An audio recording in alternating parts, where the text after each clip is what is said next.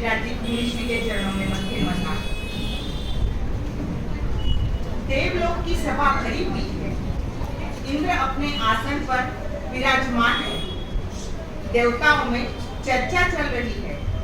पृथ्वी लोक पर अब नवरात्रि, दशहरा, दिवाली आदि पर्व आने वाले हैं। सभी मनुष्य अपनी अपनी भावना से देवी देवताओं की पूजा अर्चना करेंगे। पृथ्वी लोक पर अब हमारा महत्व बढ़ रहा है और तभी अचानक देवताओं का आसन कंपायमान होता है।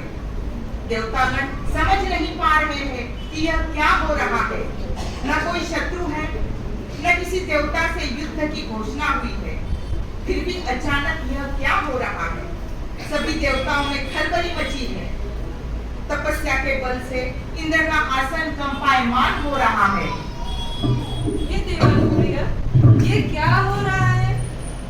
हे देव, मैं भी समझ नहीं पा रहा। यह अकस्मात इंद्रलोक का कंपायमान होना। हे इंद्रराज, आप कुछ लीजिए, जरा अपने ज्ञान चक्षु से देखिए कि यह क्या हो रहा है। इंद्र ने आंखें बंद कर अवधि ज्ञान के द्वारा देखा और उसका वर्णन किया। हे देवताओं, सबके तेज से हमारा आसन कंपायमान हो रहा है। जम्बूद्वीप के भरत क्षेत्र में भारत देश के महाराष्ट्र राज्य के शहर छत्रपति संभाजी नगर से घोषणा के कुछ स्वर सुनाई दे रहे हैं।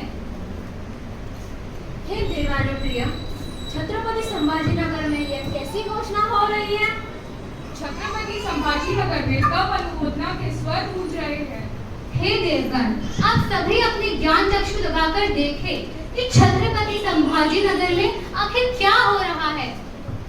उसी समय इंद्र की आज्ञा से सभी देवता अपने अवधि ज्ञान से देखने लगे। हाँ इंद्रराज, तेरापन धर्म संघ के एकादशम अधिशास्ता आचार्य श्री महाश्रमण जी के सुशिष्य मुनिश्री अरहत कुमार जी के सहवर्ती मुनिश्री भरत कुमार जी के मास खमन की तपस्या गतिमान है। हे देव, तपस्या में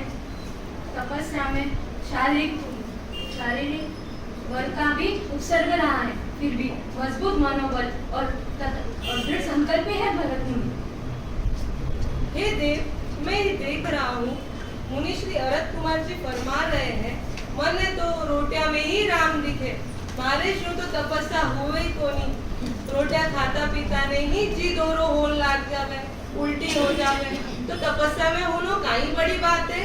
पर इम में हिम्मत राख लो और आगे बढ़ो, आ बड़ी बात है। हे देव, मुनिश्री यह भी फरमा रहे हैं, शारीरिक बल से ज्यादा मनोबल से तप कर रहे भरत मुनि को देख मुझे बहुत खुशी हो रही है। हे देव, मैं भी देख रहा हूँ, सावन में तो तपस्या की बारिश ही हुई थी और पर आसोज में तप की नौ किरणें नए उजाले के साथ नव प्रकाश फैलाती दिख रही है। सचमुच आसोज में प्रकृति करवट लेते दिख रही है। ऐसे में तप की साधना बड़ी ही फलदायी है। हे देव, भरत मुनि के मास खमन की तपाग्नि तेज प्रज्वलित होते दिख रही है। छत्रपति संभाजी नगर के श्रावक श्राविकागण इस तपोयज्ञ में अपने तपबल के द्वारा यानी पचरंगी तप के द्वारा आहुति देते दिख रहे हैं। ओहो, ऐसे तप से तप अनुमोदना सिर्फ ऐसे महान धर्म संघ में ही देखने को मिल सकती है। अरहत भरत की जोड़ी तो दीप्तिमान लग रही है। तपस्वी मुनि को तब भेंट प्रदान की जा रही है। हे देवानुप्रिय, मैं तो यह भी देख पा रहा हूँ, जिस प्रकार चक्रवर्ती भरत ने अनित्य की भावना भाते भाते अपने लक्ष्य को पूर्ण किया, उसी प्रकार मुनिश्री भरत कुमार जी बारह भावना भाकर अपने लक्ष्य की ओर अग्रसर होकर दिख रहे हैं। ओहो, नटखट बाल संत मुनि जयदेव कुमार जी तो तब अनुमोदना के स्वर लहरिया बांध रहे हैं। ओहो, अनुपम दृश्य। देवताओं, आप सभी सुने, मैं तो विलक्षण दृश्य देख रहा हूँ। यह देखकर मेरी आंखें चकितमान हो रही है। हे इंद्रराज, ऐसा क्या देख लिया आपने? देवताओं, मुनिश्री अरहत कुमार जी अपनी गोद में तपस्वी मुनि भरत कुमार जी को सुनाकर सहला रहे हैं, उन्हें बार बार निहार रहे हैं, मन ही मन तब अनुमोदना कर कर्मों की महान निर्जरा कर रहे हैं। ऐसा रमणीय दृश्य तो मैंने पहली बार देखा है। सभी देवता मिलकर इंद्र से निवेदन कर रहे हैं कि हम भी पृथ्वी लोक पर जाकर तप की अनुमोदना करें। हे इंद्रराज, हम भी पृथ्वी लोक जाना चाहते हैं। तपस्वी संत के दर्शन कर सुख सादा पूछ अनुमोदना करना चाहते हैं। हे इंद्रराज, हम देव तप त्याग नहीं कर सकते, परंतु पृथ्वी लोक जाकर भरत मुनि के तप को वंदन कर उनका स्वागत सत्कार और अनुमोदना तो कर सकते हैं ना। हे देव, कृपा कर हमें पृथ्वी लोक जाने की अनुमति प्रदान करें। क्यों नहीं देवताओं, हम सब धरती पर जाकर छत्रपति संभाजी नगर को तप के स्वर से गुंजायमान करते हैं।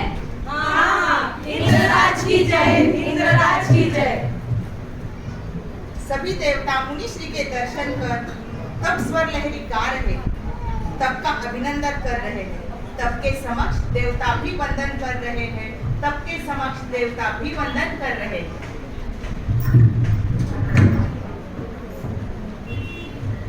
तपस्वी को करते हैं देव भी नमन, तपस्वी को कर